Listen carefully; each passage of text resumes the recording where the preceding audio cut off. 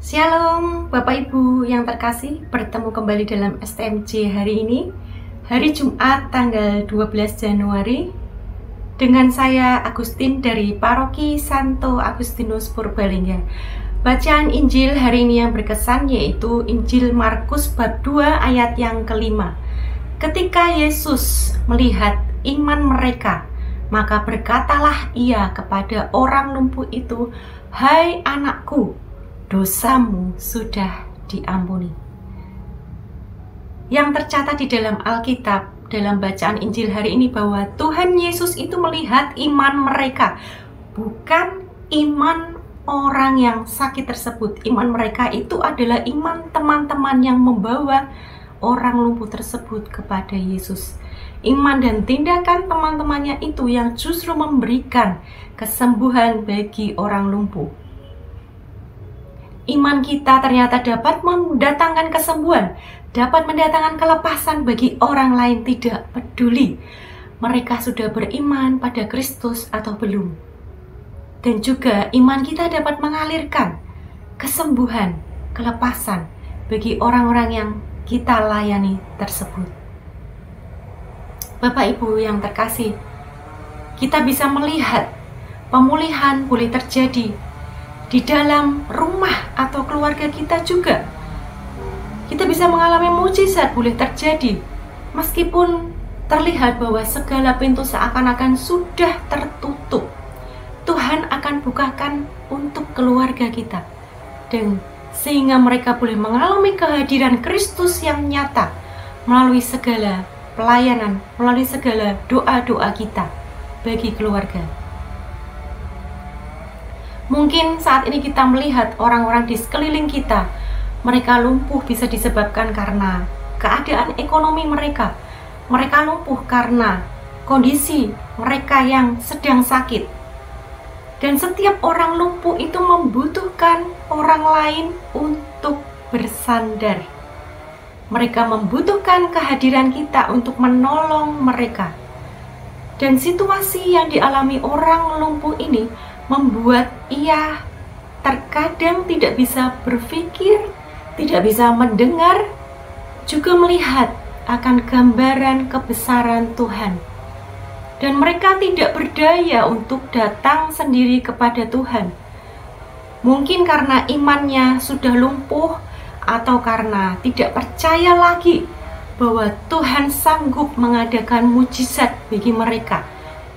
Atau bahkan mereka belum pernah mendengar akan kebenaran pribadi Yesus yang sanggup menyembuhkan dan memulihkan.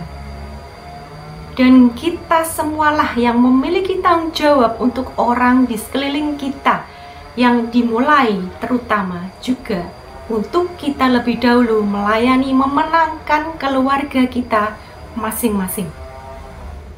Di sini bukan berbicara tentang kepenuhan dari sisi materi uang, tetapi keselamatan, kehidupan yang lebih baik, damai, rukun, membawa keluarga kita kepada Tuhan dan menghadirkan Tuhan di dalam hidup. Awalnya ketika saya menikah dan harus pindah untuk hidup bersama keluarga suami, suatu hal yang tidak mudah untuk saya beradaptasi dengan berbagai hal. Untuk saya harus memahami banyak pribadi yang baru saya temui. Untuk saya harus berjumpa dengan karakter setiap orang yang sangat berbeda. Juga saya harus menjumpai berbagai macam prioritas hidup yang berbeda yang saling bertabrakan.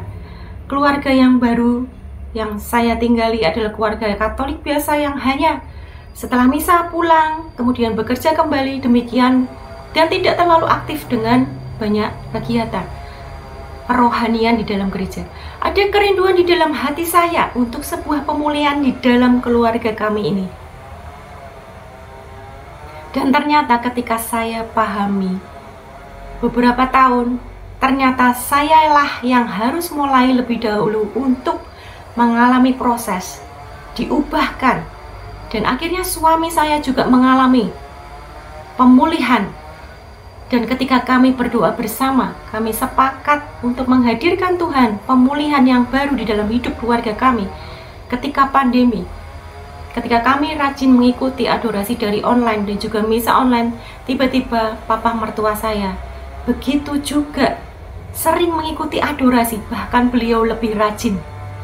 Dan akhirnya beliau juga dipanggil Tuhan ketika pandemi terjadi. Dan setelah itu ternyata ketika kami menawarkan sebuah acara Initium Youth Camp kepada anak kami, dia mau mengikuti camp tersebut. Dan dia merasakan sukacita di sana dan rindu untuk mengikuti komunitas.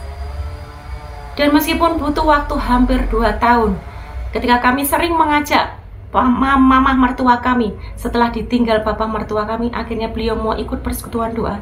Dan sampai beberapa bulan, akhirnya hari ini beliau sedang mengikuti seminar hidup dalam Roh Kudus yang masih berlangsung.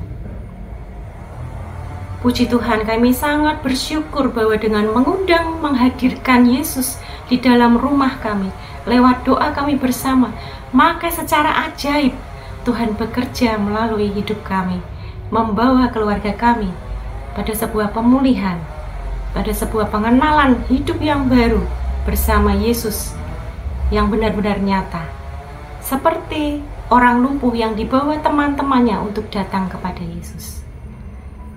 Tuhan Yesus memberkati.